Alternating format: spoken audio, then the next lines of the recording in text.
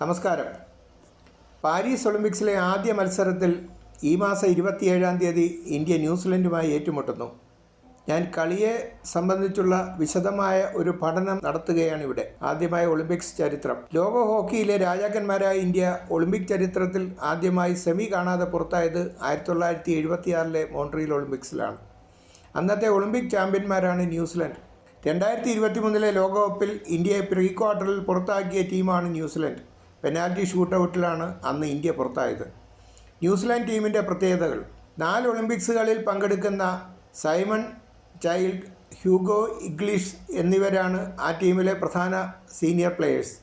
Hockey India ലീഗിൽ സ്ഥിരം സാന്നിധ്യമായ Simon child 146 international ഗോളുകൾ സ്കോർ ചെയ്തിട്ടുള്ള ഫോർവേഡാണ്. ടീമിലെ 6 കളിക്കാർ ആദ്യമായിട്ടാണ് ഒളിമ്പിക്സിൽ പങ്കെടുക്കുന്നത്. എക്സ്പീരിയൻസിനും യുദ്ധവും കൂടിച്ചേർന്നിട്ടുള്ള ടീമാണിത്. പെനാൽറ്റി കോർണർ സ്പെഷ്യലിസ്റ്റായ കെയ്ൻ റസലാണ് കൂടുതൽ ഗോളുകൾ സ്കോർ ചെയ്തിട്ടുള്ള മറ്റൊരു താരം. ഡിഫൻഡറായ നിക് വുഡ്സ് ആണ് ക്യാപ്റ്റൻ. അദ്ദേഹം 177 കളികളിൽ നിന്ന് 24 ഗോളുകൾ സ്കോർ ചെയ്തിട്ടുണ്ട്. ഈ വർഷത്തെ FIH നേഷൻ കപ്പിലെ ചാമ്പ്യന്മാരാണ് ന്യൂസിലൻഡ്. ഫ്രാൻസും പാകിസ്ഥാനും സൗത്ത് ആഫ്രിക്കയും മത്സരിച്ച ടൂർണമെൻറ്റാണ് ഇതെന്നുകൂടി ഓർക്കുക. ശ്രദ്ധിക്കേണ്ട ന്യൂസിലൻഡ് കളിക്കാർ: നിക്കോളാസ് വുഡ്സ്, 28 വയസ്സ്, 173 അന്താരാഷ്ട്ര മത്സരങ്ങൾ, 24 ഗോളുകൾ. ടീമിൻ്റെ ക്യാപ്റ്റൻ. മൂന്നാമത്തെ ഒളിമ്പിക്സ്. പ്ലേ മേക്കറായ രക്ഷാപടൻ. ബോൾ പാസ് ചെയ്യുന്നതിൽ അതിവിദഗ്ധൻ. പെനാൽറ്റി കോർണർ സ്പെഷ്യലിസ്റ്റായും അദ്ദേഹത്തെ പരിഗണിക്കുന്നുണ്ട്. 2023 മുതൽ ക്യാപ്റ്റനായി.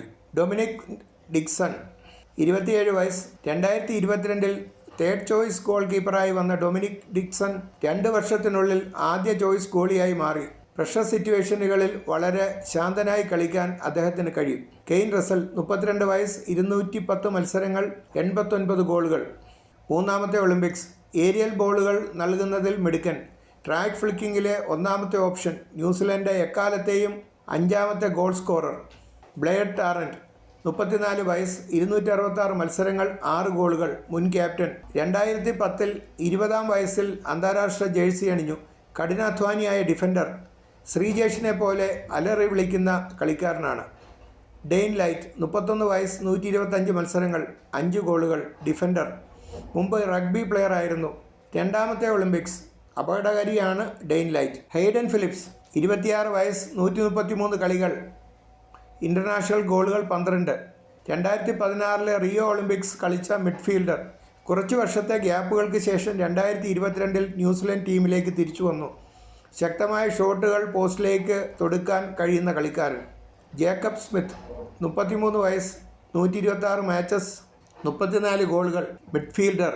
ടോക്കിയോയ്ക്ക് ശേഷം 2ാമത്തെ ഒളിമ്പിക്സ്. ഗോൾ അടിപ്പിക്കുകയും ചെയ്യുന്ന കളിക്കാരൻ. സാം ലെയ്ൻ, 27 വയസ്സ്, 110 മത്സരങ്ങൾ, 39 ഗോളുകൾ. ഫോർവേഡ്. 2ാം ഒളിമ്പിക്സ്. എയറോബിക് ടെസ്റ്റുകളിൽ മുമ്പൻ. പാർശ്വങ്ങളിൽ നിന്നുള്ള ക്രോസുകൾ കൃത്യമായി കണക്ട് ചെയ്യുന്ന ഫോർവേഡുകളിൽ ഏറ്റവും അപകടകാരി. ഒരു സീസണിൽ പരിക്കിന് മുമ്പ് ഡച്ച് ഹോക്കി ലീഗിൽ ഏറ്റവും മികച്ച സ്കോററായിരുന്നു. ഏറ്റവും ശ്രദ്ധിക്കേണ്ട ന്യൂസിലാൻഡ് ഫോർവേഡ്. ഹ്യൂഗോ ഇഗ്ലിസ്, 32 വയസ്സ്, 260 കളികൾ, 72 ഗോളുകൾ. മുന്നേറ്റ നിരയിൽ കളിക്കുന്നു. മികച്ച സ്പീഡും ഹോക്കി ഗെയിമിനെക്കുറിച്ചുള്ള കാഴ്ചപ്പാടും ബോൾ കൺട്രോളും അദ്ദേഹത്തെ വ്യത്യസ്തനാക്കുന്നു.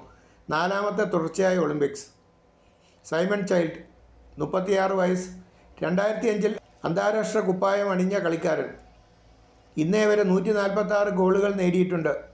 306 കളികളിൽ പങ്കെടുത്ത അദ്ദേഹം അവസാന ഒളിമ്പിക്സ് ആയ കാരണത്താൽ മികച്ച പ്രകടനം പുറത്തെടുക്കാൻ സാധ്യതയുണ്ട്. ഹോക്കി ഇന്ത്യ ലീഗിലെ സ്ഥിരം സാന്നിധ്യമായിരുന്നു. ഇന്ത്യൻ കളിക്കാരെ നന്നായി അറിയുന്ന ഒരു അന്താരാഷ്ട്ര കളിക്കാരൻ. സ്കോട്ട് ബോയ്ഡ്, 29 വയസ്സ്, 2016-ൽ ഓസ്ട്രേലിയൻ പ്ലെയറായി അന്താരാഷ്ട്ര കുപ്പായം അണിഞ്ഞ താരം. 2023-ൽ ന്യൂസിലൻഡിലേക്ക് കൂറുമാറി. ആദ്യ ഒളിമ്പിക്സ്. അസാധ്യ ഗോളുകൾ നേടാൻ കഴിവുള്ള കളിക്കാരൻ. ഇദ്ദേഹത്തിൻ്റെ 2 ഗോളുകളാണ് ഒളിമ്പിക്സ് ക്വാളിഫയിങ് ടൂർണമെൻറ്റിൻ്റെ ഫൈനലിൽ പാകിസ്ഥാനെ പുറത്താക്കിയത്. ന്യൂസിലാൻഡിനെതിരെയുള്ള ഇന്ത്യയുടെ സാധ്യതകൾ എന്താണെന്ന് നമുക്ക് നോക്കാം. 2023-ൽ ന്യൂസിലൻഡിനോട് ലോകകപ്പിൽ നേടിയ പരാജയം നമുക്ക് മറക്കാം. ഇന്ത്യയിലെ ജനങ്ങളുടെ പ്രതീക്ഷയും ഭുവനേശ്വറിലെ കാണികൾ നൽകിയ സമ്മർദ്ദവും ടീമിലെ ചില പടലപ്പിണക്കങ്ങളും ആയിരുന്നു ആ പരാജയത്തിന് കാരണം. ഇപ്പോഴത്തെ നിലവാരത്തിൽ ഇന്ത്യക്ക് ജയിക്കാൻ 60-40 സാധ്യതയാണുള്ളത്.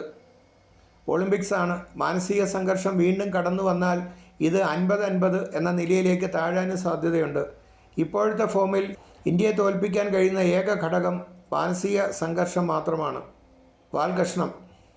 1 മാസം മുമ്പ് നടന്ന FIH നേഷൻസ് കപ്പിൽ മികച്ച പ്രകടനം നടത്തിയ ഒരു ന്യൂസിലൻഡ് ഫോർവേഡുണ്ട്. 4 ഗോളുകൾ നേടിയ ജോൺ ഡി എംസ്. അദ്ദേഹം റിസർവ് കളിക്കാരുടെ ലിസ്റ്റിൽ പോലും ഇല്ല ഇപ്പോൾ. സ്വജനസ്നേഹം നമ്മുടെ നാട്ടിലുള്ളതുപോലെ തന്നെ ന്യൂസിലാൻഡിലുമുണ്ട് എന്ന് കരുതേണ്ടിയിരിക്കുന്നു.